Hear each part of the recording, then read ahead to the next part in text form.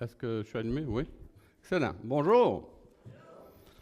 Content de venir ce matin vous rencontrer. La 3 fois que je viens ici, je me perds.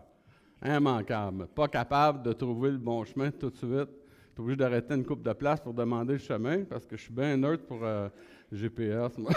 Non, je ne suis pas tellement bon là-dedans. Mais l'important, c'est que mon GPS spirituel est bon. Je suis guidé par le Seigneur. C'est important. C'est ça qui fait la différence. Les GPS humains, des fois, ils fonctionnent ou pas, mais avec le Seigneur, ça marche tout le temps, puis on finit toujours par arriver à bon port.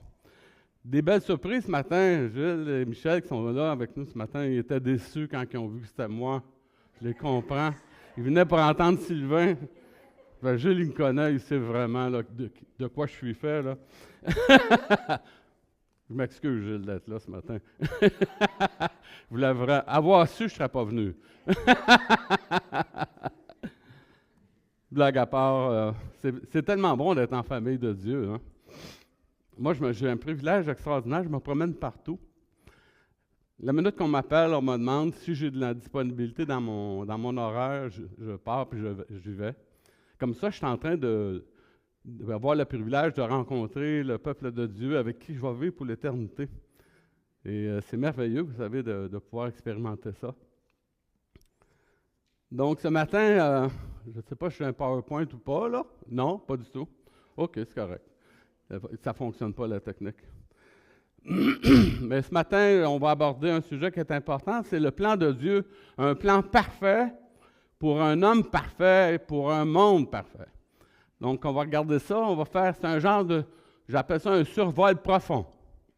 Donc, dans le sens qu'on va regarder les Écritures, on va parler de la parole de Dieu, et le texte que j'ai choisi, en fait, c'est l'aboutissement de toute une série que j'ai faite dans mes prédications où je vais un peu partout, et qui, dans le fond, m'a amené à réfléchir sur l'importance de l'équilibre personnel pour les croyants, et de m'amener, dans le fond, à réfléchir sur le fait, dans le fond, que cet équilibre-là nous amène directement, constamment, à nous remettre en question et sur la base de ce qui est de plus solide dans notre vie, qui est les Écritures.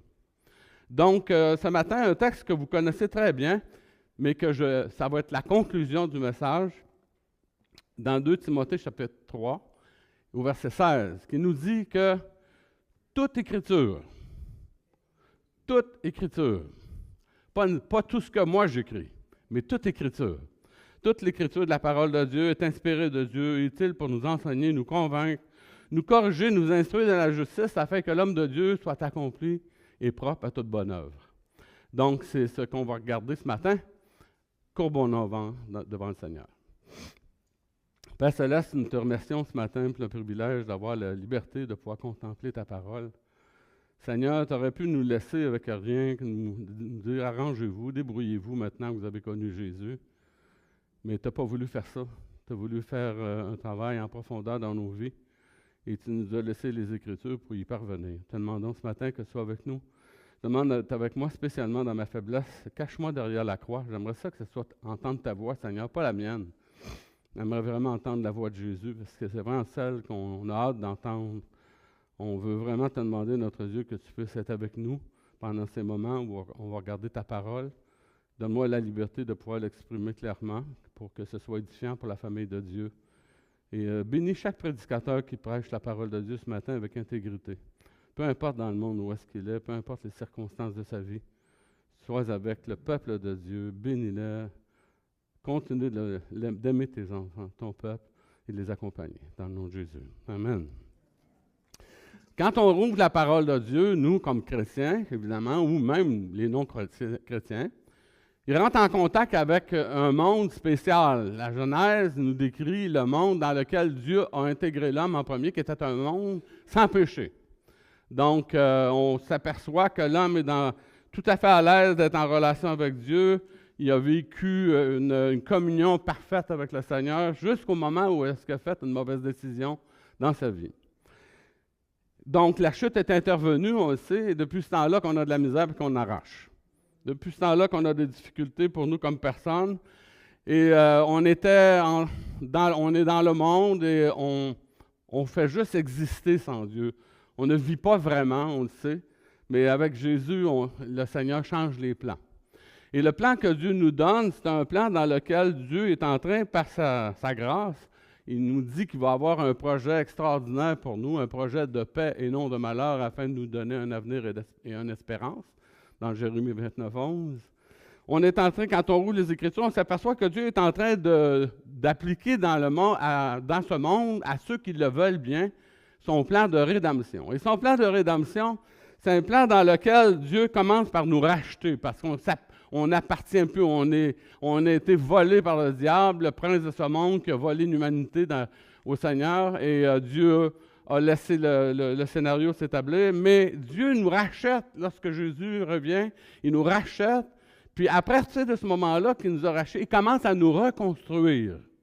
Il ne fait pas juste nous racheter puis nous laisser là, de dire « t'es racheté, assis-toi sur ton banc, t'es correct ». Il est en train de nous reconstruire, il est en train de travailler dans notre vie pour nous construire. Il veut nous donner un avenir, ce qu'on n'a pas, une espérance, ce qu'on n'a pas. Il veut nous donner une vie qui est vraiment abondante et dans laquelle on va pouvoir vraiment exprimer sa grâce et le manifester comme Dieu présent dans notre vie au niveau personnel. Je regardais la pensée d'Aristote chez les Grecs parce je veux faire comprendre qu'on est comme dans deux cultures différentes dans notre monde actuellement. Pour Aristote, qui était le disciple de Platon, il disait que l'homme était un animal politique et un animal raisonnable. Que l'homme, laissé à lui-même, il avait été créé par une multitude de dieux, peu importe le dieu, ce n'était pas tellement important, une forme de polythéisme, et que ces multitudes de dieux avaient finalement créé l'homme et qu'ils les avaient abandonnés à eux-mêmes, et l'homme avait la responsabilité de s'autogérer, et que l'homme avait même la capacité de devenir une personne qui était capable de gérer son propre destin, qui n'avait pas besoin de l'aide de quelqu'un de plus grand que lui. Pour eux, chez les Grecs, la beauté, la force et la sagesse étaient des choses très importantes. C'était le fondement même de toutes leurs valeurs. Et l'homme, dans le fond, qui était grec, pouvait, dans le fond, accomplir beaucoup de choses. Il pouvait s'accomplir lui-même et que l'homme, dans le fond, devait être conduit dans sa vie dans un genre de quête qui était gouverné par le doute. Aristote disait que, dans le fond, le doute, c'était le commencement, dans le fond, de l'intelligence et qu'une personne qui doutait était une personne intelligente parce qu'il est en train, dans le fond, d'être capable de se remettre en question. Ce qui n'est pas nécessairement faux, absolument, mais ce n'est pas le même fondement biblique que nous avons dans notre vie au niveau personnel. Ça a donné la naissance à ce qu'on connaît aujourd'hui, un monde qui doute et un monde dans lequel l'individualisme prime. Un monde, dans le fond, qui a fini par croire que, éventuellement, par la progression, par l'évolution, Darwin aidant, l'homme serait capable de devenir un surhomme. Et c'est pour ça qu'on a beaucoup de films de super-héros qui sont présentés à notre jeunesse et qui essaient, dans le fond, d'imiter ces modèles-là. Quand on regarde dans les Écritures, on regarde un autre modèle, Dieu nous présente un modèle qui est différent. Ce n'est plus une multitude de divinités, c'est un Dieu unique. Un Dieu unique avec une autorité absolue et un Dieu qui demande à ce qu'on lui soit imputable, qu'on lui soit redevable. Un Dieu qui exige, dans le fond, de ses créatures, que ces créatures viennent à lui et se placent sous son autorité parce que Dieu sait beaucoup de choses que nous ne savons pas. Entre autres, que le diable est pas mal plus fort que nous si on le laissait à nous-mêmes. Et Dieu, dans le fond, veut nous amener à bénéficier de sa protection. Il nous amène dans notre vie, non pas à marcher par le doute, mais à marcher par la foi. Donc, c'est complètement différent.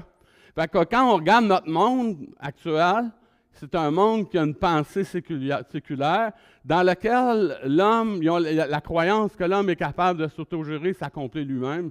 Tandis que les croyants ont compris une chose quand ils sont venus à Jésus, c'est que c'est impossible pour nous-mêmes, sans l'aide de Dieu, sans la grâce de Dieu, d'être capable de devenir des gens, dans le fond, qui non seulement sont équilibrés dans leur vie ici-bas, mais qui aspirent à quelque chose, une aspiration ultime de joindre un monde parfait.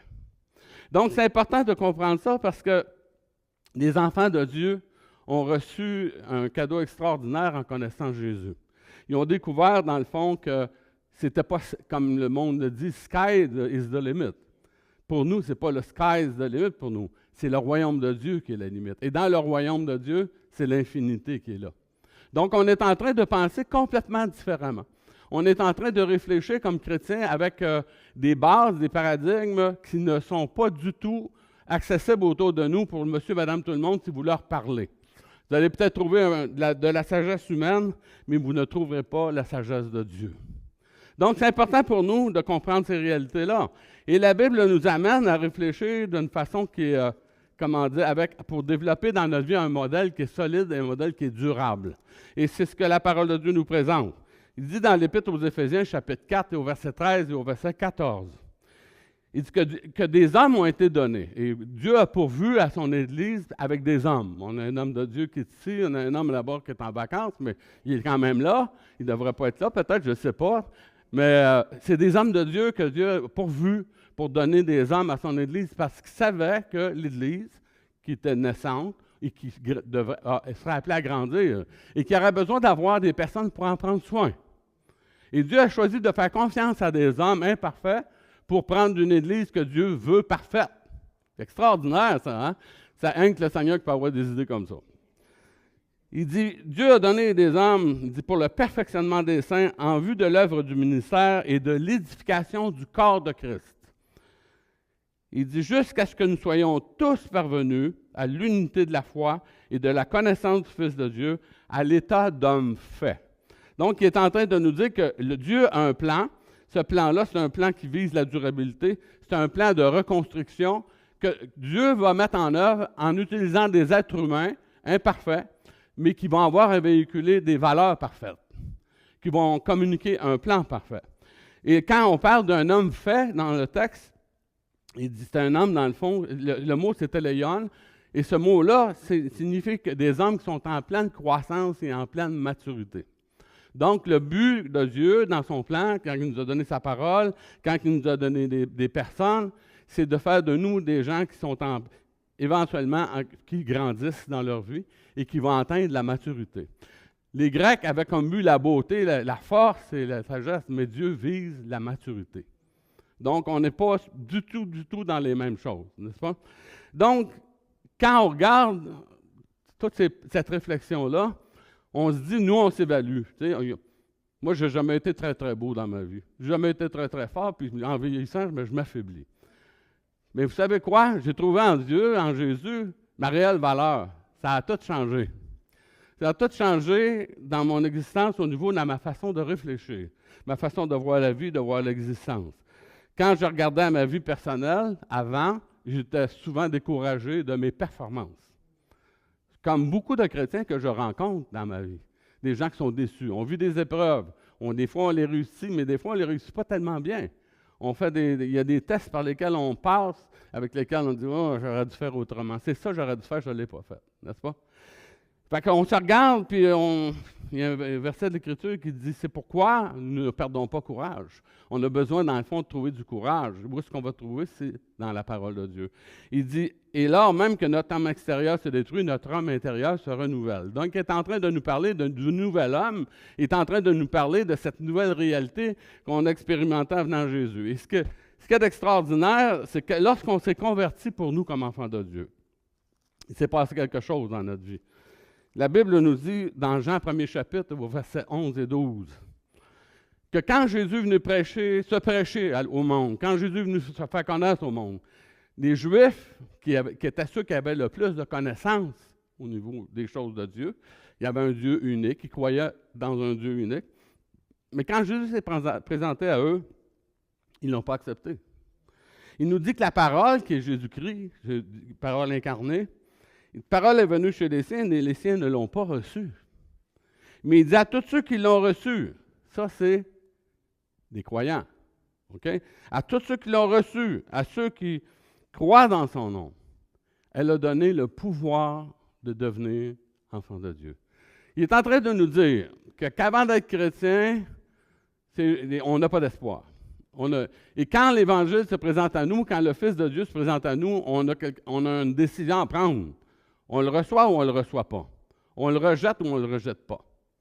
Et quand on décide de faire la confiance à Jésus, là, il nous communique une nouvelle identité. Il dit, on est devenu enfant de Dieu. Non seulement ça, il nous dit qu'on a reçu le pouvoir de devenir enfant de Dieu. Il est en train de nous décrire la réalité de notre existence. On est en train de devenir ce que nous sommes déjà. Dieu nous déclare comme assis dans les lieux célestes en Jésus, mais vous êtes tous assis sur votre banc. On est d'accord là-dessus?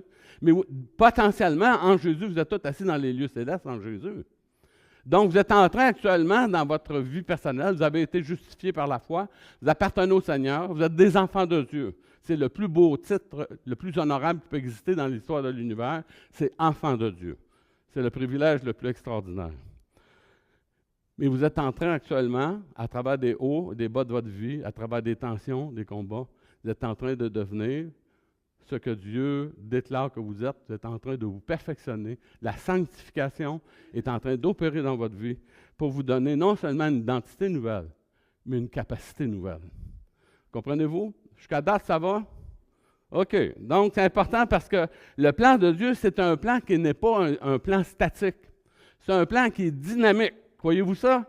Que l'Évangile, c'est une dynamo, c'est une puissance de Dieu pour le salut de quiconque croit. Donc, si c'est une puissance, on devrait la voir agir dans notre vie, n'est-ce pas?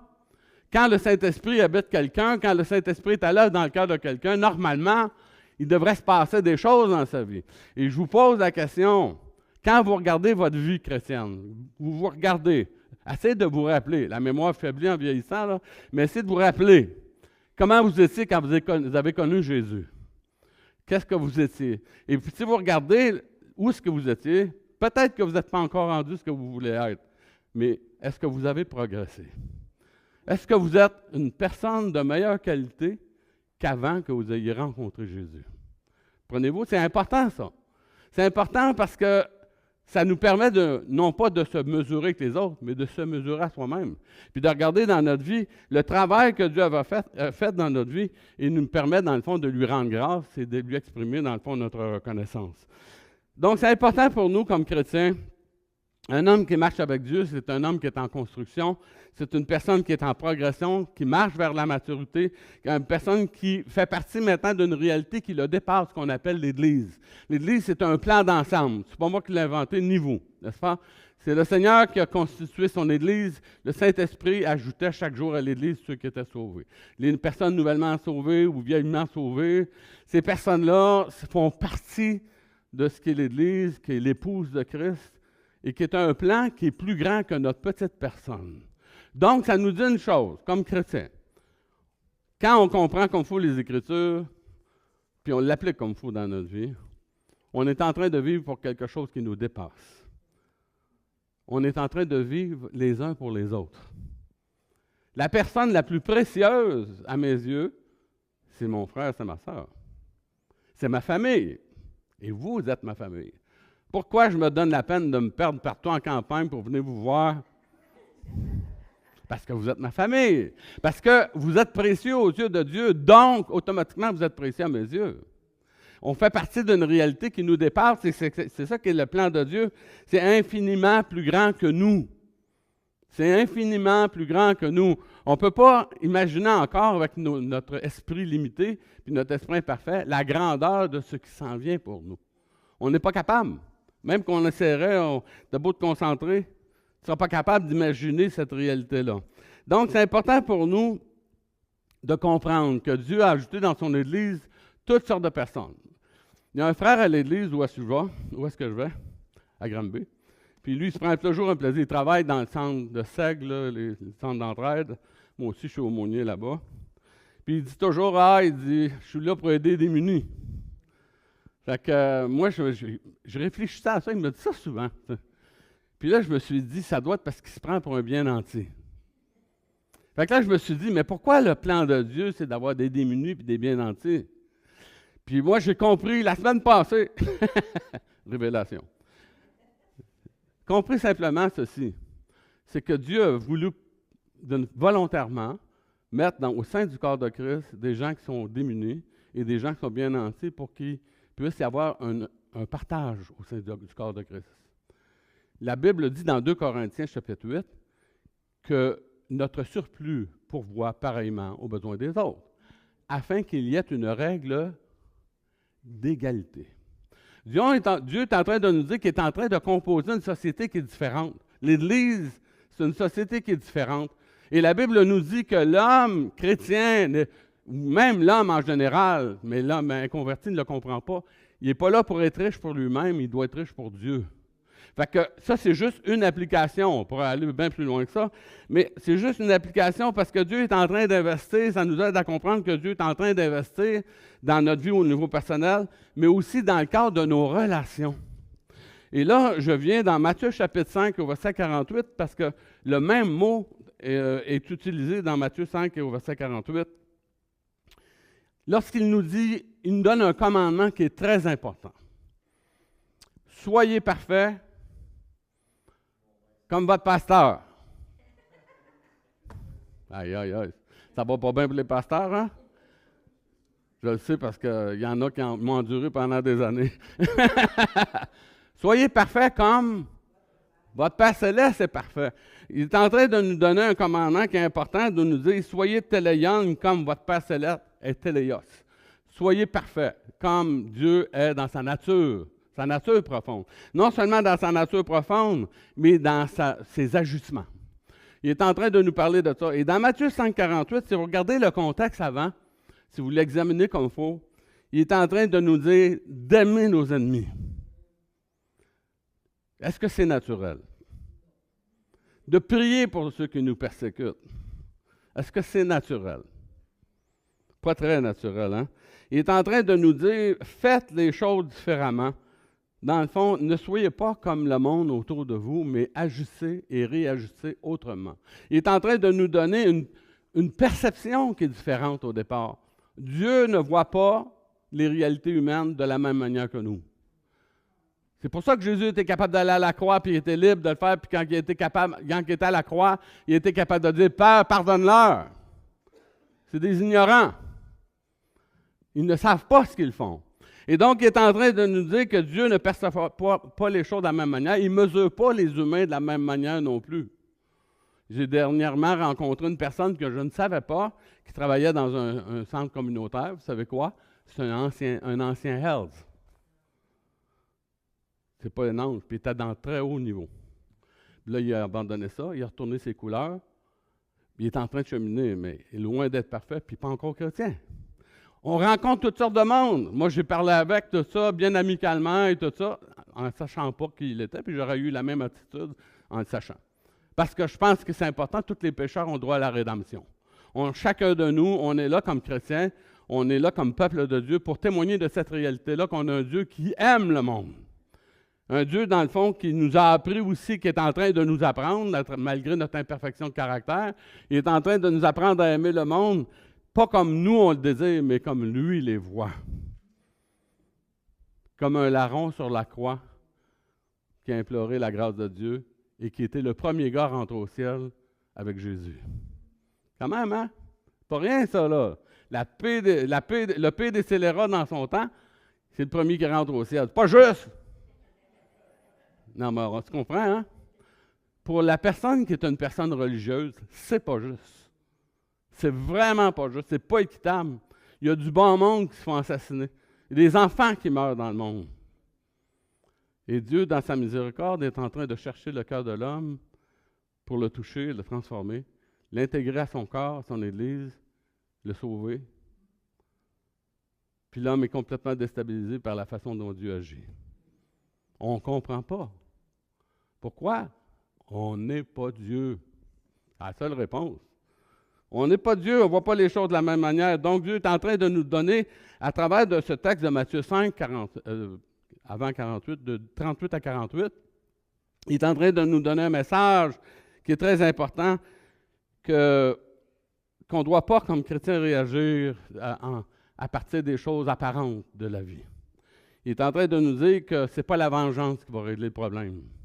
Il est en train de nous dire que ce n'est pas la violence qui va régler le problème. Ce n'est pas non plus les exigences injustes qu'on voudrait voir satisfaites. Dans le fond, nos exigences, nos revendications personnelles qui vont régler le problème. Ce n'est pas non plus le fait, dans le fond, de nourrir de la haine dans le cœur et de haïr des personnes qui vont régler le problème. Ça nous aide à nous libérer de bien des choses. Parce que vous savez quoi? Même parmi le peuple de Dieu, les autres personnes qui sont à côté de nous, c'est des gens imparfaits. On est des personnes imparfaites. On est imparfait. Et ça, c'est la réalité. Ce n'est pas nécessairement ce qu'on aimerait, mais c'est la réalité pareil. Donc, Dieu est en train d'investir dans la vie, est en train d'investir dans nos relations interpersonnelles, dans notre caractère, pour nous transformer puis nous amener de plus en plus à devenir des gens qui ressemblent à Jésus. Et là, on va aborder notre texte de 2 Timothée, chapitre 3. Donc, c'est important de réaliser, de prendre conscience. Je pourrais dire fin de l'introduction, là, mais ce n'est pas ça. J'ai dit ça à quelqu'un, puis il a trouvé ça, il dit « Oh, c'était long ».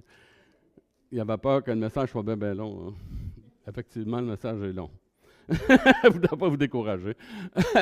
J'espère que tu chusses et pas ici ce matin, pas que tu tombes en bas de la fenêtre. Mais blague à part, la parole de Dieu nous est donnée. Après ça, nous, on avance dans la Bible. On continue à lire les Écritures. Je ne sais pas si vous lisez encore votre Bible après X années ou si vous pensez que vous la connaissez. C'est important le matin de prendre son temps avec le Seigneur, de prendre un temps avec Dieu et de lire les Écritures. Et dans Hébreux chapitre 4, il nous dit une chose qui est importante. Bon, beaucoup de choses qui sont importantes. Dans Hébreux chapitre 5, verset 14, il nous dit que quand on prend la parole de Dieu, notre jugement va être exercé, puis on va prendre une forme d'expérience qui va nous permettre de discerner entre le bien et le mal. Et dans mon expérience personnelle, ça va plus loin que ça. Entre le bien et le mal, après ça, entre le bien et le meilleur, et entre le meilleur et l'excellent, et entre l'excellent et le parfait. Parce que c'est ça que Dieu a programmé pour notre vie au niveau personnel. Mais on commence là, et puis on regarde dans la parole, dans Hébreux chapitre 4 au verset 12 et 13, on regarde que nous, la Bible qu'on a dans les mains, c'est pas n'importe quoi, c'est un livre qui nous a été donné, puis une parole qui travaille en profondeur dans la vie. Il nous dit que cette parole-là a la capacité d'aller vraiment creuser en dedans de nous, puis d'aller gratter où est-ce qu'il y a un bobo en dedans de nous, n'est-ce pas? Donc, c'est important, il dit ceci dans Hébreux chapitre 4, et il dit au verset 12, il dit « Car la parole de Dieu », la parole de Dieu, pas la parole d'un homme, car la parole de Dieu est vivante. Il dit « Elle est efficace, elle a la capacité, elle fait un effet. Elle est tranchante, il dit, comme une épée, quelconque, plus qu'une épée quelconque à 2 tranchants. Elle est pénétrante jusqu'à partager âme et esprit, jointure et moelle. Elle juge des sentiments et des pensées du cœur. Mes amis, c'est creux, ça. C'est en dedans de nous autres, ça se passe en dedans de nous. Des fois, on ne se comprend même pas, mais Dieu, lui, comprend toujours ce qui est en train de se passer en dedans de nous. Il dit, « Nulle créature n'est cachée devant lui, mais tout est à découvert aux yeux de celui à qui nous devons rendre compte. » Il est en train de nous dire, « Essayez pas de vous cacher de Dieu. Faites pas comme Adam dans le jardin d'Éden. Ça ne sert à rien. » Il est en train de nous dire, rouvrez votre cœur à la parole de Dieu. Quand vous lisez la parole de Dieu, laissez à Dieu la possibilité de vous remettre en question. Demandez à Dieu qu'il vous brasse. Demandez à Dieu qu'il vous montre, dans le fond, des choses qui sont désagréables à ses yeux dans votre vie. Demandez-lui, ayez le courage. Ça prend du courage de faire ça, vous savez. Ça prend du courage parce que Dieu n'est pas sourd. Moi, je suis sourd en vieillissant, de plus en plus. Mais ce que je me suis aperçu, c'est que Dieu, lui, il n'est pas sourd. Et quand je demande quelque chose, et spécialement quand je demande à Dieu de me changer, de me transformer, il est capable de creuser profondément, de me donner, dans le fond, les outils nécessaires. Fait que pour me permettre de changer au niveau personnel, parce que le but de la vie chrétienne, c'est Dieu nous a donné un pouvoir, une puissance pour le changement. Il veut qu'on soit changé, qu'on soit transformé. Donc, juste une petite parenthèse, Dieu nous donne des hommes d'expérience. Et Paul va parler, quand il va parler à Timothée, il va l'aborder avant de parler dans 2 Timothée 3,16. Il va lui parler justement de son expérience personnelle. Donc, il parle avec Timothée parce qu'il sait que Timothée va rester dans la mission plus longtemps que lui. Paul, dans pas longtemps, va mourir. Donc, Paul sait ça. Il sait qu'il va avoir à souffrir et à mourir. Puis, il pense à son disciple dans 2 Timothée 3. Il pense à son disciple, puis il est là, puis il parle à Timothée à cœur ouvert, puis il dit à Timothée, tu te rappelles toutes les expériences que j'ai vécues, comment j'ai souffert, comment j'ai été traité injustement, comment j'en ai arraché dans ma vie. Mais il dit que la bonne nouvelle, c'est que Dieu m'a délivré de toutes ces choses-là. Il dit, tu le sais, Timothée, tu étais avec moi. Tu étais avec moi sur le champ, dans le combat. Tu as vu Dieu à l'œuvre. Tu as vu que même la plus grande des souffrances, l'emprisonnement, d'être lapidé, ces choses-là, c'est juste des problèmes passagers. Puis il dit, tu vois, je suis encore là, Timothée, pour pouvoir te parler. Donc, il est en train de parler à Timothée, puis lui dire, dans le fond, il dit que toutes ces choses-là sont des choses normales, parce que tous ceux qui veulent vivre pieusement en Jésus-Christ seront persécutés. C'est une promesse, ça. Êtes-vous content d'avoir cette promesse-là dans votre vie? Non, mais c'est quand même une promesse. On dit qu'on vit par les promesses de Dieu. Êtes-vous content d'avoir cette promesse-là? Des futurs persécutés. On ne sait jamais ce qui nous arrive dans la vie. Moi, je me dis, ça va quand même encore relativement bien au Québec, mais ça ne veut pas dire que ça va toujours être comme ça. Moi, je regarde le monde, je regarde ce qui se passe. Ce qui me rassure, c'est que je sais que ces choses qui tombent en place annoncent la venue de Jésus. Ça me rassure. Mais je suis triste pour le monde. Je suis triste pour ces personnes-là qui ne connaissent pas le Seigneur. Donc, Paul est en train de parler à Timothée, puis il dit, Timothée, si tu veux vivre en Christ, tu vas être persécuté. Il dit, il y a des gens qui sont méchants, qui sont imposteurs. Il dit, il y en avait dans ce temps-là, puis il y en a encore aujourd'hui, puis il va en avoir jusqu'au retour de Jésus. Il dit, ces gens-là sont égarés, ils ne savent pas ce qu'ils s'en vont, puis ils égarent les autres. C'est le propre d'une personne qui est perdue, c'est d'amener les autres à la perdition. C'est tout ce qu'ils savent faire et tout ce qu'ils peuvent faire. Donc, Paul est en train de dire ça à Timothée, fait qu'il dit, toi, demeure dans ces choses que tu as apprises et reconnues certaines. Il est en train de donner un conseil affectueux à son disciple, il dit, reste dans ces choses-là. Il dit, parce que dans le fond, ces saintes lettres vont t'amener, dans le fond, à pouvoir, dans le fond, faire l'expérience d'un salut, non pas pour le sauver, mais un salut progressif dans notre vie. À tous les jours, on a besoin d'être sauvés de nos mauvais penchants par le Seigneur. On a besoin d'être touché, d'être transformé. On a besoin d'être remis en question. Et Paul est en train de dire, Timothée, tu le sais depuis que tu es jeune, ta mère, ta grand-mère, il avait été béni, ce petit gars-là. Là, il dit, reste dans ces choses que tu as apprises, ces choses-là qui vont donner la sagesse du salut. Et c'est là que Paul aborde la question de l'avenir de Timothée. On va parler maintenant de notre avenir. On parle de notre passé, de notre expérience avec Dieu. On voit des choses que Dieu fait dans notre vie. Mais est-ce qu'on a encore des choses, des éléments solides pour notre futur comme croyant? Puis là, il nous dit, toute Écriture est inspirée de Dieu. Donc, il est en train de nous parler, puis il nous dit, là, si vous voulez savoir c'est quoi la Bible, il dit, c'est une inspiration de Dieu. Le terme théopneustos veut dire simplement soufflé par Dieu. Dieu souffle dans l'esprit de quelqu'un, sa parole, et la personne écrit intégralement ce que Dieu a déclaré qu'il devait savoir. Jean-Pierre Gratte, un homme à l'Église chez nous, vous avez probablement déjà vu ici, il m'a dit, justement, chez nous, on a la meilleure eau de tout le coin de Saint-Paul-la-Botsford. Il dit, parce que chez nous, il dit, il y a des sources qui convergent en dessous de mon puits artésien. Il dit, la source la plus pure. Fait qu'il dit, on a de la bonne eau. Je dis, moi, je suis bien chanceux, on a l'eau de la Yamaska. On avait besoin d'avoir dans notre vie, au niveau personnel, quelque chose qui était solide, n'est-ce pas? Et la parole de Dieu nous dit que c'est ce que Dieu nous a donné. Pourquoi? Parce que la parole de Dieu a été conçue dans le cœur de Dieu dans l'éternité. Sa racine, c'est dans le cœur de Dieu. Un Dieu qui nous aime, un Dieu qui voulait notre bien, un Dieu qui venait, dans le fond, nous remettre en question pour nous amener, dans le fond, progressivement à découvrir son amour, sa grâce, faire l'expérience d'un changement, d'une grande transformation. Un Dieu, dans le fond, qui est rempli de sagesse, un Dieu qui a l'intelligence pour nous permettre de comprendre à peu près n'importe quoi, un Dieu qui est bienveillant, qui s'occupe de ses enfants. Un Dieu, dans le fond, qui est toujours là quand on a besoin, quand on fait appel à lui. Un Dieu, dans le fond, qu'on apprend à découvrir, puis plus qu'on le découvre, plus qu'on l'aime. N'est-ce pas? Est-ce que vous aimez plus le Seigneur que vous l'aimiez quand vous vous êtes converti? C'est important, ça.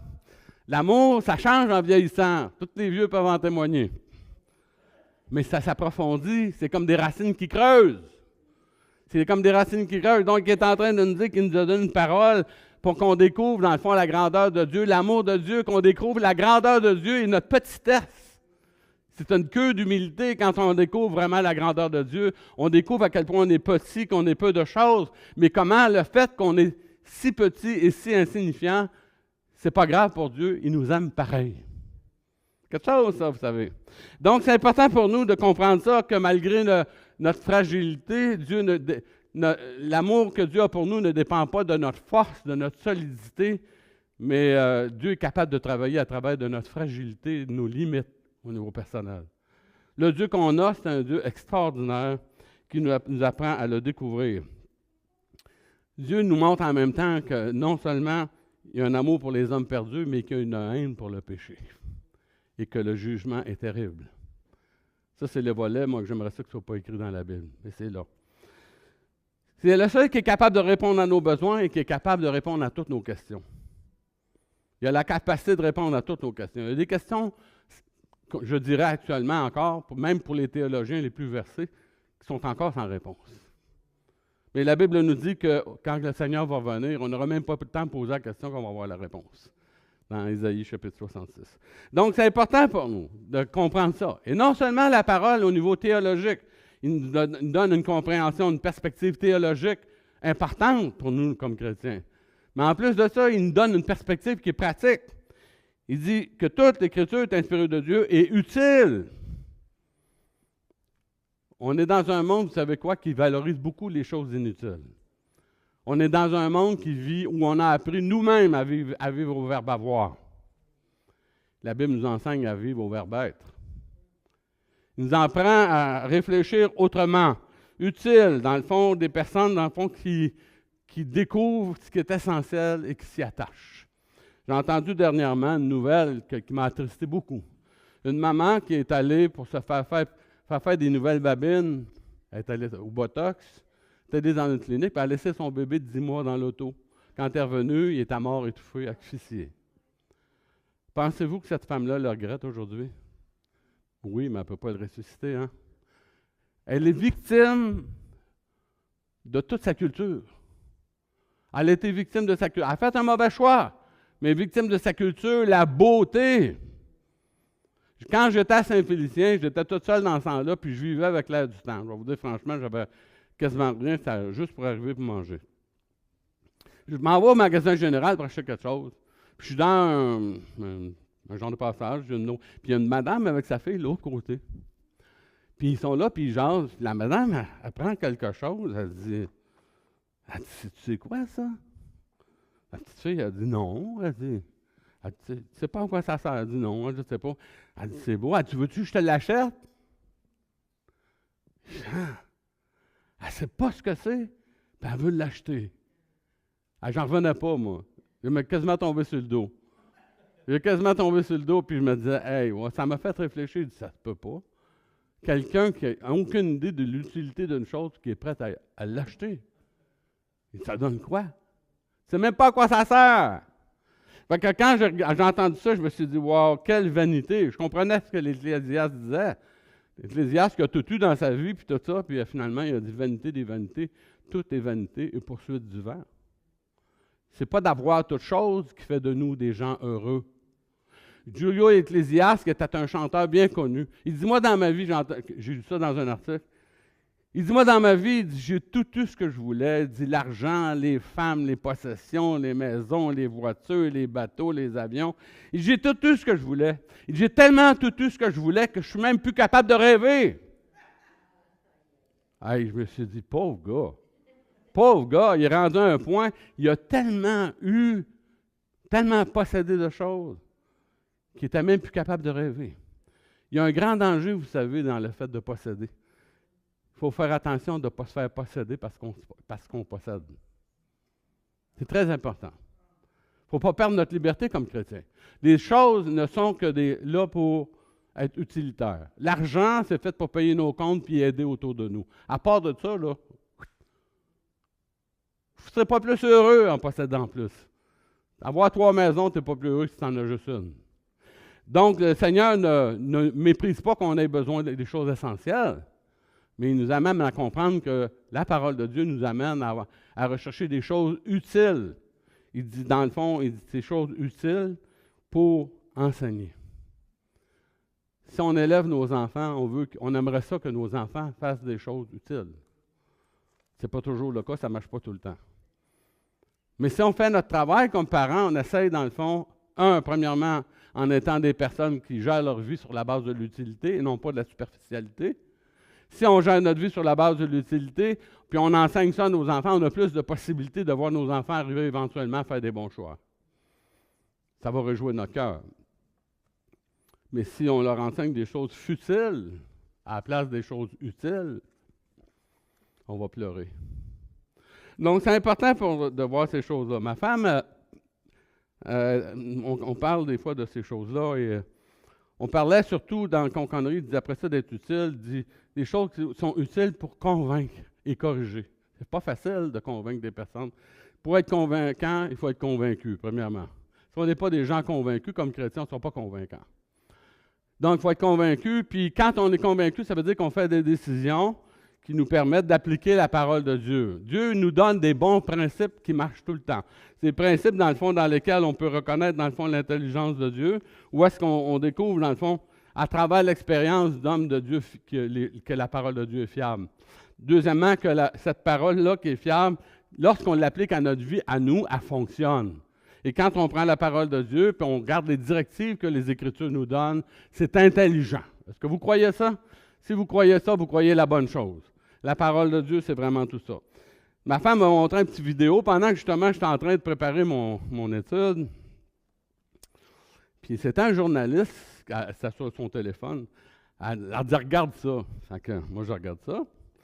C'est un monsieur qui est un journaliste qui est en train de poser une question à un vieux monsieur, puis une madame qui est à côté.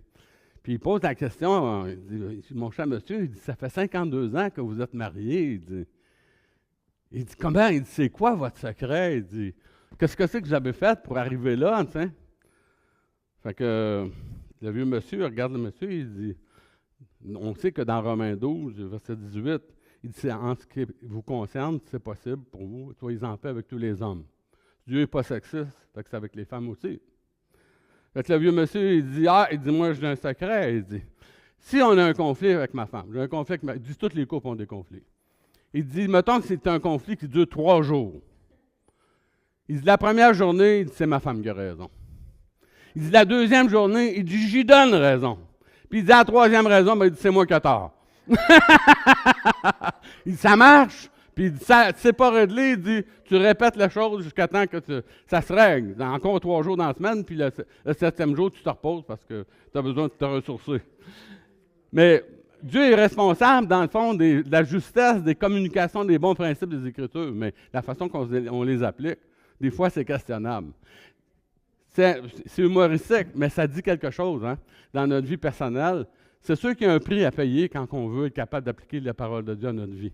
Que ce soit dans la gestion de conflits, que ce soit dans nos relations interpersonnelles. On a besoin, dans le fond, d'apprendre à coexister comme peuple de Dieu, les uns avec les autres, avant de dire aux autres, venez à Christ pour être réconciliés. On a besoin dans notre vie de prendre la parole de Dieu et de la laisser nous corriger et nous instruire dans la justice. On ne veut pas être des propres justes, mais il ne faut pas être injuste. Il ne faut pas être injuste, il ne faut pas être inique, il ne faut pas être inéquitable lorsqu'on fait des choix, des décisions, lorsque dans le fond, on est là comme personne et qu'on se dit croyant et qu'on s'affiche ouvertement, si on a le courage de le faire. Il ne faut pas avoir une vie, dans le fond, qui est tout croche. Il y a beaucoup de chrétiens, malheureusement, de gens qui se disaient chrétiens, qui ont été des scandales pour d'autres personnes. J'en ai connu beaucoup dans mon ministère. Et vous savez quoi? On essaye d'expliquer. Mais à un moment donné, on les remet simplement dans les mains de Dieu parce que quand ça ne veut pas comprendre, ça ne veut pas. En ce qui me concerne, ma responsabilité, c'est d'être en paix avec tous les hommes. C'est moi de gérer ma vie. Vous savez quoi? Je suis rendu à 76 ans, j'en ai arraché dans bien des ministères dans ma vie. Mais je peux vous dire une chose très honnêtement. J'ai aucun grief contre personne dans le fond de mon cœur. Pourquoi? Parce que Dieu m'a donné la ressource pour régler mes affaires. Je n'ai pas attendu que les gens changent. Je n'attends pas que quelqu'un change ou me demande pardon quand il m'a blessé pour décider de lui pardonner. Ça fait partie de ce que la Bible enseigne, de prendre, d'instruire, de s'instruire dans la justice, d'être instruit dans la justice pour devenir une personne qui est le même mot que l'homme fait, l'homme parfait, téléios, un homme qui est accompli. Ce qu'on est en train de faire actuellement, vous avez bien compris le message dans son ensemble, Dieu nous a sauvés, il nous a intégrés dans le corps de Christ, Il nous a donné une capacité nouvelle, une identité nouvelle, une capacité nouvelle.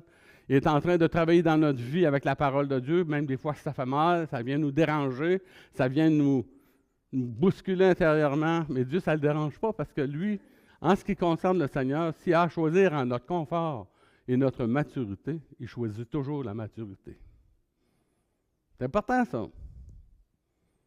Il faut laisser Dieu, donner à Dieu le droit d'être Dieu dans notre vie. Donner à Dieu les clés de notre vie, puis dire au Seigneur, tu peux aller dans tous les coins de ma vie. Vas-y, s'il y a quelque chose de pas correct, montre-moi là. Moi, je suis un enfant de Dieu. Je suis en train de me préparer pour la vie parfaite. On est en train de se préparer pour vivre dans la perfection. Normalement, notre aspiration et la direction de notre vie devrait être la perfection. On vise à être parfait comme notre Père Céleste est parfait, en sachant qu'on n'y arrivera pas avant le jour de Christ. Philippiens 1,6 nous dit qu'on va revêtir Jésus-Christ à ce moment-là. On va revêtir la perfection. Fait que si vous êtes découragé de vous-même ce matin, ou de quelqu'un d'autre, ça se peut. Comprenez l'intelligence du plan de Dieu. Regardez la parole de Dieu, de voir que, dans le fond, Dieu nous amène à être ouverts à un changement. Vous savez, la correction, ce n'est pas facile pour personne. Quand Dieu nous corrige, on a une tendance à voir ça comme étant négatif. Vous avez vu les enfants, quand on abandonne une correction, on n'est pas besoin de les frapper, là. Mais va dans ta chambre, peu importe. Ils ne sautent pas de joie, là. Ils ne sont pas heureux de ça. Ils ne voient pas ça comme une bénédiction. Nous, on devrait apprendre à voir ces choses-là comme une bénédiction. Hébreux chapitre 12 nous enseigne ça. Pensez-y comme il faut. Réfléchissez et sachez que le projet que Dieu est en train de faire, c'est un projet qui va aboutir parce que Dieu n'abandonne jamais un travail qui commence. Il n'abandonne jamais. Ne soyez pas surpris de voir des personnes qui se sont éloignées de Dieu, qui éventuellement reviennent à Dieu avec un cœur repentant. Puis prions donc pour ça que Dieu fasse ça dans la vie des gens. Les gens qui nous ont fait du mal, qui nous ont fait souffrir, les gens qui nous ont traités injustement, continuons par la force et la puissance du Saint-Esprit et en prenant la parole de Dieu comme un commandement sérieux, continuons d'aimer ces personnes-là et de prier pour eux. Soyons des chrétiens, des christianos, des enfants qui suivent Jésus, qui vraiment marchent vers une vie nouvelle et qui savent que le projet de vie que Dieu a fait pour eux est sur le point d'aboutir. Le Seigneur revient bientôt. Avez-vous hâte?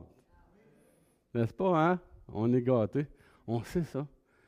Tellement de personnes que je rencontre qui ne savent pas ce qu'ils s'en vont. J'essaie de leur dire, tellement de personnes qui se bouchent les oreilles. Mais je continue pareil, parce que je me dis, si je peux en sauver, c'est pas moi, mais si le Seigneur peut en sauver juste un, deux. Je me dis, si c'est à moi, cette personne-là, qu'est-ce que je serais prêt à investir pour me sauver? Comprenez-vous? Fait que c'est pas l'âge qui fait ça. L'âge, c'est pas grave. La retraite, ça n'existe pas. C'est de l'autre côté, c'est près de Dieu. On veut vivre avec le Seigneur. En attendant, utilisons ce qu'il nous reste. Dans mon verre, j'en ai déjà eu bien plein. Il m'en reste à peu près ça dedans. Mais comme le café Maxwell House, c'est bon jusqu'à la dernière goutte. Ben, c'était pas vrai pour le café, mais pour l'Évangile, c'est vrai. Prions. Notre Père Céleste, ce matin, te remercions pour ta parole. Merci pour ta grâce et ton amour pour nous. Tu es un Dieu extraordinaire. Quel Dieu intelligent, quel Dieu sage, quel Dieu merveilleux. On veut te donner toute la gloire ce matin pour ces choses qu'on a entendues de ta parole. On sait, Seigneur, que ce n'est pas l'être humain qui a conçu ces choses, mais c'est ton intelligence, c'est ta sagesse qui nous les a données. Merci, Seigneur, pour ta générosité. Merci pour ta vie en nous. Merci parce que tu te manifestes à travers les hauts et les bas de notre vie et tu nous accompagnes dans notre combat. Tu es un Dieu qu'on n'aurait jamais imaginé avoir un privilège comme ça, de connaître un Dieu comme toi. Donne-nous, Seigneur, d'avoir une conduite qui est digne et dans laquelle on essaie de t'honorer en toutes choses. Au nom de Jésus. Amen. Merci beaucoup.